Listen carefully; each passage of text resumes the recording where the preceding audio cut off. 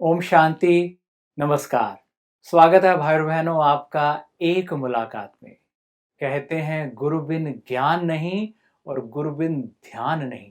इस जगत का ज्ञान हो या उस जगत का ज्ञान हो, आपको गुरु की जरूरत हमेशा पड़ती है।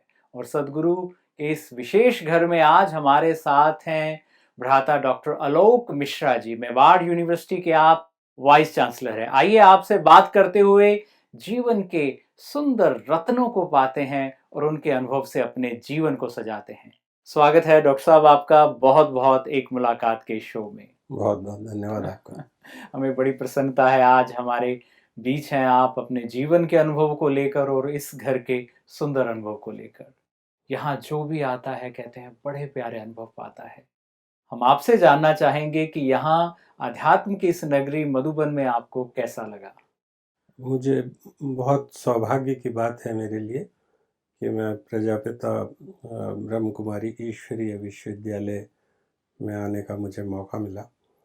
और बहुत बहुत धन्यवाद भाई महेंद्र सिंह जी का और महेंद्र जी का जिन्होंने निमंत्रण भेजा। ये पहली बार मैं यहाँ आया इस विश्वविद्यालय में और बहुत ही समृद्ध होके मैं यहाँ से जा रहा हूँ। और इतने अच्छे लोग, इतना अच्छा वातावरण। और अब तो बदलते भारत में 2023 के भारत में एक रिसर्जेंट इंडिया जब हम देख रहे हैं और अद्वितीय है भावी पीढ़ी जो धीरे धीरे अब बागडोर संभाल रही है अपने हाथों में देश की, उस भावी पीढ़ी में जो राष्ट्रीय शिक्षा नीति माननीय प्रधानमंत्री जी लाए हैं उसमें वैल्यू एजुकेशन और वैल्यू एजुकेशन के क्रेडिट कोर्सेज इंट्रोड्यूस किए गए हैं जो शिक्षकों को पढ़ाने हैं, गुरुओं को, और विद्यार्थियों को उन्हें आत्मसात करना है, उसके मार्क्स मिलेंगे। और जहाँ पे अध्यात्म लैक कर रहा था, क्योंकि सत्ता और शक्ति सिर्फ कानून नहीं दे पाता बल्कि व्यक्ति अपनी सृजनात्मक क्षमताओं के द्वारा, अपने व्यक्तित्व के द्वारा भी अपनी शक्तियाँ जनरेट करता है। और उसकी कुछ कमी महसूस की गई थी, तो डॉक्टर रंगनाथन कमेटी ने ऐसा महसूस किया कि वैल्यू एजुकेशन भी दी जाए। गांधी जी ने भी अपने समय में कहा था कि अर्थशास्त्र अगर है तो अगर उसमें मूल्यों का अभाव है तो अनर्थशास्त्र हो जाया करता है। बिल्कुल, बहुत अच्छी बात तो है। इस संदर्भ में मुझे ऐसा लगता है और देश को भी ऐसा लगता है, विश्व को लगता है कि विश्व कल्याण का जो मंतव्य है इस आध्यात्मिक विश्वविद्यालय का, उस संदर्भ में जो रिक्वायरमेंट है उसमें प्रजापिता ब्रह्म कुमारी ईश्वरीय विश्वविद्यालय को रेफ़र भी किया गया है उस दस्तावेज में कि देश के विद्यार्थी और देश के शिक्षक वहाँ पे ट्रेनिंग ले सकते हैं और विश्वविद्यालय ट्रेनिंग ऑफ ट्रेनर्स का प्रोग्राम भी कर सकता है। फैकल्टीज़ अगर ट्रेन हो जाती हैं तो विद्यार्थियों को मैसेज को पास ऑन करने में बड़ी आसानी हो जाती है। जी। तो वैल्यू बेस्ड एजुकेशन और आध्यात्मिक विकास के द्वारा मानव के जो अभूतपूर्व मूल्य हैं और उसकी जो गुण हैं, एक्सलेंसेस हैं मानव और मानवता दोनों के, वो और विकसित होंगे। और इसमें एक अभूतपूर्व योगदान हमारे इस विश्वविद्यालय का, स्पिरिचुअल विश्वविद्यालय का, मेवाड़ विश्वविद्यालय को भी मिलेगा। बहुत अच्छी मिलेगा। आप तो पास ही, चित्तौड़गढ़ तो यहाँ से बिल्कुल राजस्थान की धरती पर पास ही है, तो ऐसा कोलैबोरेशन रहेगा तो बहुत अच्छी बात है।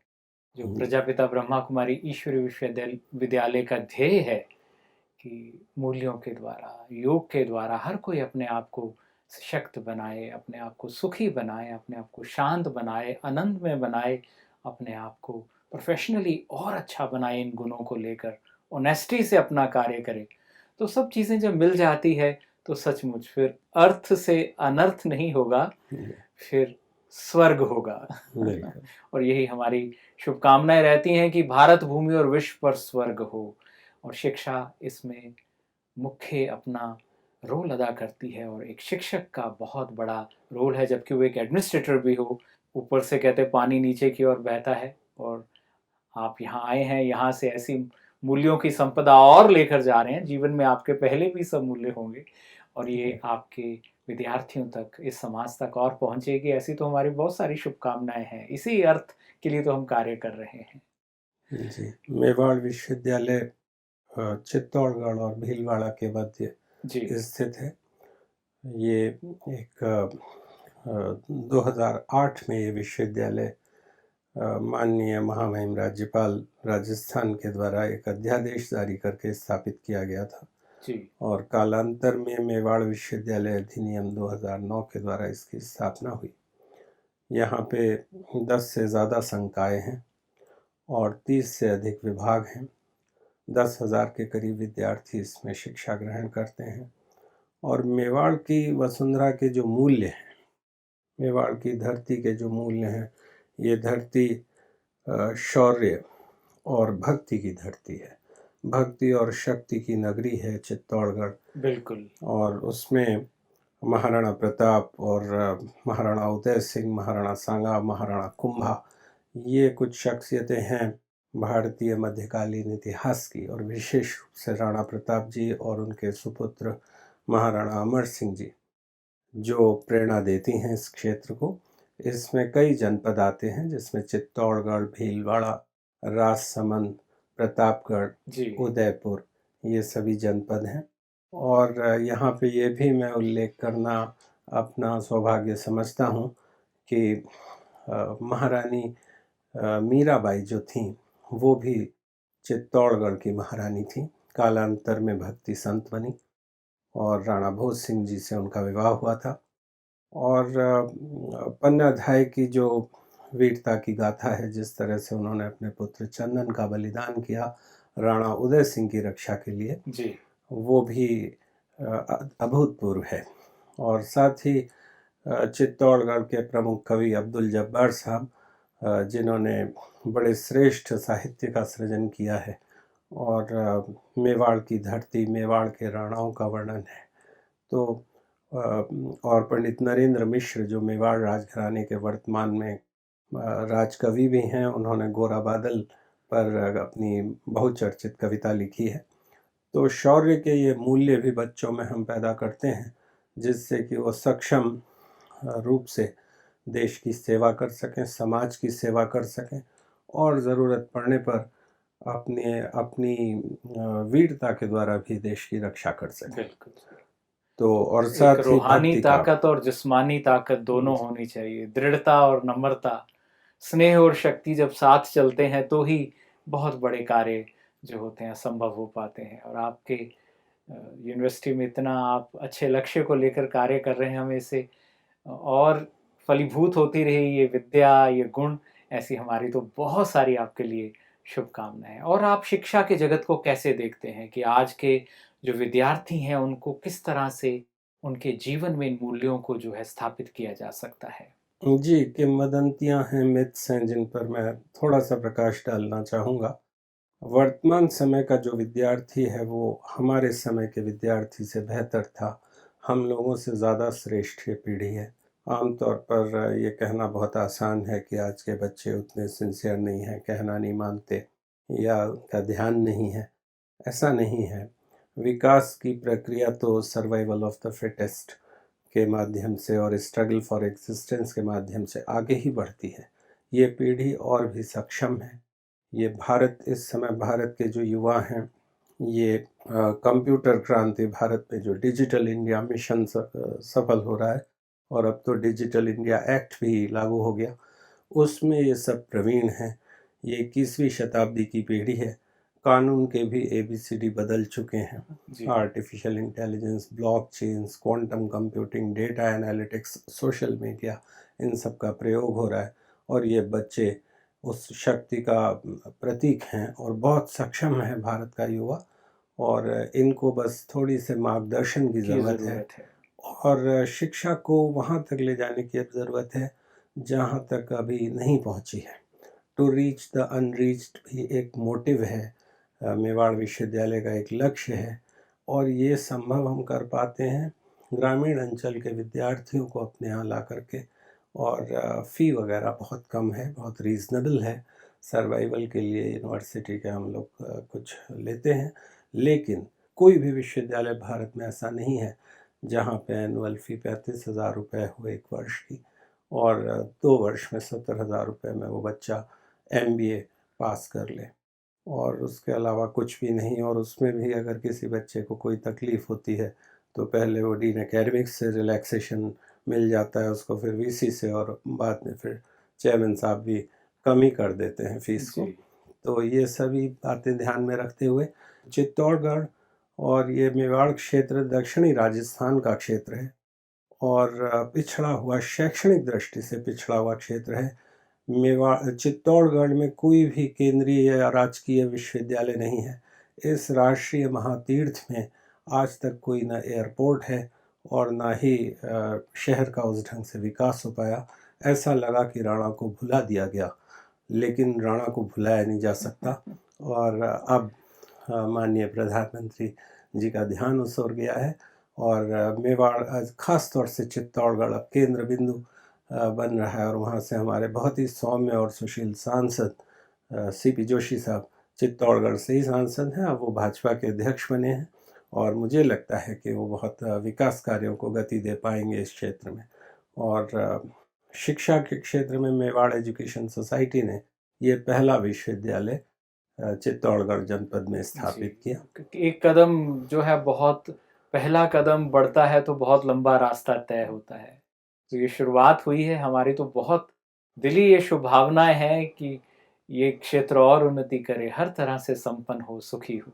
मुझे ऐसा लगता है कि प्रजापिता ब्रह्म कुमारी ईश्वरीय विश्वविद्यालय के आशीर्वाद से मेवाड़ विश्वविद्यालय भी आगे बढ़ेगा। यहाँ के विद्यार्थियों में वो गुण विकसित होंगे जो अध्ययन, आत्मा का अध्ययन जो होता है, क्योंकि शरीर जो है वो मैटर, सोल और गॉड, ये 3 डायमेंशंस हैं जिनके कोरिलेशन को अध्ययन करने वाला विज्ञान या विषय दर्शन शास्त्र है। तो अगर आत्मा संबंधी अध्ययन भी व्यक्ति को आ जाए और वो थोड़ा परमात्मा की कृपा भी प्राप्त कर ले, तो हम सिर्फ सक्सेसफुल प्रोफेशनल्स ही नहीं प्रोड्यूस कर रहे होंगे, बल्कि हैप्पी प्रोफेशनल्स भी प्रोड्यूस कर रहे होंगे। और इंसान को सक्सेस के साथ साथ लाइफ में हैप्पीनेस भी बहुत ज़रूरी है। तो मैं ऐसा समझता हूँ कि विश्वविद्यालयों से सक्षम बच्चे ही ना प्रोड्यूस हों, बल्कि क्योंकि स्टूडेंट्स ही एंड प्रोडक्ट्स हैं यूनिवर्सिटी के, बल्कि वो खुश भी हों जीवन में, उनको ये लगे कि उन्होंने जीवन के मकसद को पाया है। और इसमें हमको बहुत मदद मिलने की उम्मीद ही नहीं, बल्कि मिलेगी भी, क्योंकि बच्चे सुपात्र हैं मेवाड़ यूनिवर्सिटी के, और उनको यहाँ से बहुत गाइडेंस मिलेगी। और हम इस कोशिश में हैं कि memorandum of understanding MOU sign हो और बच्चे यहाँ करके कुछ शिक्षा पाएँ। जी, मैं बिल्कुल सहमत हूँ आपके विचार से। और कहते हैं जो विचार शुभ होता है, सफलता उसके साथ पहले भी चलती है। तो आपका इतना शुभ विचार है तो सफलता तय है। डॉक्टर आलोक मिश्रा जी, हमें बड़ा अच्छा लग रहा है कि आप जैसे अनुभवी और बहु प्रतिभा के धनी जो हैं हमारे बीच हैं। आपने 1960 के दशक से लेकर अब तक की सारी शिक्षा देखी है। इसमें शिक्षा को भी जाना है, इसमें दीक्षा को भी आपने जाना है, और आपके जीवन का भी बहुत प्यारा अनुभव रहा है। और आप जिस पद पर हैं, इस पर पहुंचते पहुंचते व्यक्ति बहुत सारे अनुभवों से गुजरता है। तो मैं शिक्षा के बारे में और आपके जीवन के अनुभव के अमृत को भी चाहूँगा कि आप सब दर्शकों को बांटें। जी, 1967 से मेरी मेमोरी या स्मृति बिल्कुल स्पष्ट है, और उसमें बहुत ही प्यारी मेमोरी है 1969 की, और वो दृश्य मुझे मेरे मस्तिष्क में है। मॉडर्न स्कूल हल्द्वानी में मैं रोड पर था, बच्चे खड़े हुए थे और हमारे हाथ में तिरंगा झंडा था, और तत्कालीन प्रधानमंत्री स्वर्गीय श्रीमती इंदिरा गांधी जी नैनीताल जा रही थी। कोई सिक्योरिटी नहीं थी, कुछ नहीं था। एक ब्लू ओपन जीप थी, उसकी रॉड को उन्होंने पकड़ रखा था, और डेप्यूटी SP हल्द्वानी उनको एस्कॉर्ट कर रहे थे अपनी बुलेट मोटरसाइकिल पर। एक वो दौर था जब प्रधानमंत्री, और वो वेव कर रही थी हम लोगों की तरफ। और फिर उसके बाद उस समय का भारत 1970 के पहले का जो मुझे याद आता है 67 और 70 के बीच में बहुत गरीब भारत था। गरीब इन द सेंस कि तब तक हरित क्रांति नहीं हुई थी, तो बंजर ज़मीनें थीं, सूखा पड़ता था और बहुत पुरानी बसें थीं, एक ट्रक था केवल पूरे शहर में और अजीब सा जीवन था। लेकिन दृढ़ संकल्प शक्ति बहुत थी लोगों में और बड़ी रेस्पेक्ट थी सबकी। उसके बाद फिर हरित क्रांति होती है भारत में और भारत समृद्धि की ओर बढ़ता है और फिर एक घटनाक्रम गुजरता चला जाता है। इस दौरान कुछ ऐसे घटनाक्रम हैं जो मुझे याद हैं और उस समय में मैंने जो अपने लिए भूमिका निर्धारित की कि जो भी परिश्रम से मिलेगा उसे स्वीकार करेंगे और बड़े फोकस्ड अटेंशन के साथ विज्ञान का युग था, तो विज्ञान के क्षेत्र में मैंने पढ़ना शुरू किया जी। और सबसे ज़्यादा मुझे जो स्नेह और गाइडेंस मिली जीवन में वो अपने शिक्षकों से मिली। और उस समय के शिक्षक आज के शिक्षकों की तरह उतना बड़ा एक्सपोजर तो उनका नहीं था, लेकिन दार्शनिक थे और बहुत कम संसाधनों में भी बहुत कुछ मूल्य उन्होंने दिए जो शाश्वत मूल्य थे और वो गाइडेंस बहुत काम आई। और उसके बाद फिर कॉलेज शिक्षा में मैं आया, विज्ञान की शिक्षा चलती रही, फिर लॉ में मैं आया। तो लॉ एक फील्ड, वो एक टर्निंग पॉइंट था लाइफ का। कैंपस लॉ सेंटर में एडमिशन हुआ दिल्ली विश्वविद्यालय के और वहाँ पर मेरी मुलाकात हुई, बल्कि मुलाकात क्या कहें, हमको गाइडेंस मिली प्रोफेसर एन.आर. माधव मेनन की। बहुत श्रेष्ठ प्राध्यापक थे, वो प्रोफेसर इंचार्ज थे कैंपस लॉ सेंटर के, बड़े सक्षम प्रशासक थे और वो राष्ट्रीय विधि विश्वविद्यालय बंगलौर के पहले कुलपति थे। मेरा सौभाग्य था कि 1980 के उस दशक में professor Madhav Menon, professor B Pandey और प्रोफेसर मूलचंद शर्मा ने मुझे गाइड किया, पढ़ाया। और भी बहुत अनोखे आचार्य हुआ करते थे विधि के। और 8:05 पे पहली क्लास होती थी, तो एक बार मैं 7 बजे सुबह पहुंचा, वहाँ जल्दी पहुंच जाता था तैयार होके, जिससे कि लाइब्रेरी में स्थान मिल सके और दिन में पढ़ सकें।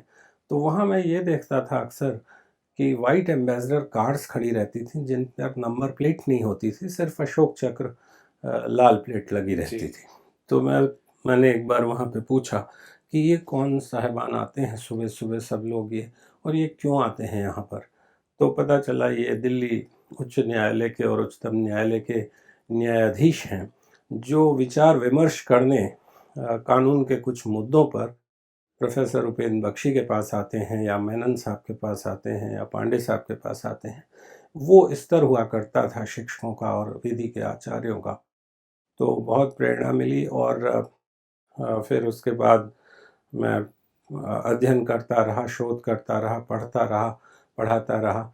और जब मुझे पीएचडी अवार्ड हुई तब मेरे मन में ये बात आई कि अब विधि के शिक्षक के रूप में आगे बढ़ते हुए विद्यार्थियों को कानून का ज्ञान देना है और विज्ञान की अपनी पृष्ठभूमि और सामाजिक विज्ञानों की पृष्ठभूमि को यूज़ करते हुए सोशली रिस्पॉन्सिबल स्टूडेंट्स हों तो और अच्छा रहेगा, क्योंकि युवा शक्ति वो शक्ति है जो किसी राष्ट्र को बदल सकती है। बिल्कुल।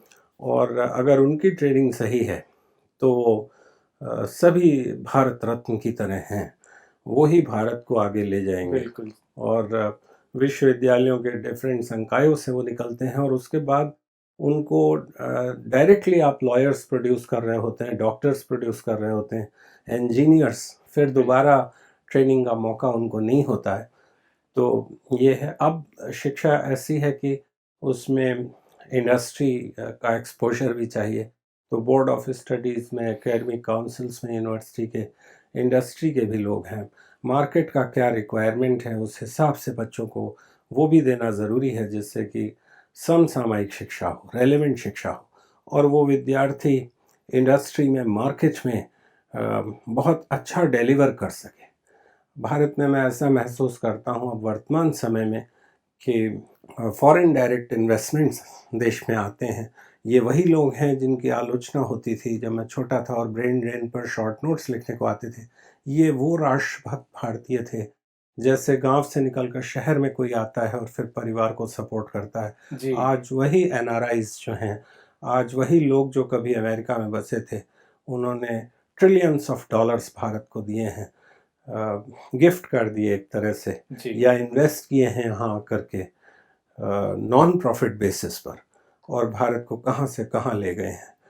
तो ये जो फॉरेन डायरेक्ट इन्वेस्टमेंट है, इसको अगर हम ग्रामों की ओर भारत के मोड़ दें, जी, और धन्यवाद करना चाहूँगा माननीय प्रधानमंत्री जी का, जिन्होंने देश को तो सड़कों से जोड़ दिया, और जगह जगह से अब हाईवेज और एक्सप्रेसवेज निकल रहे हैं।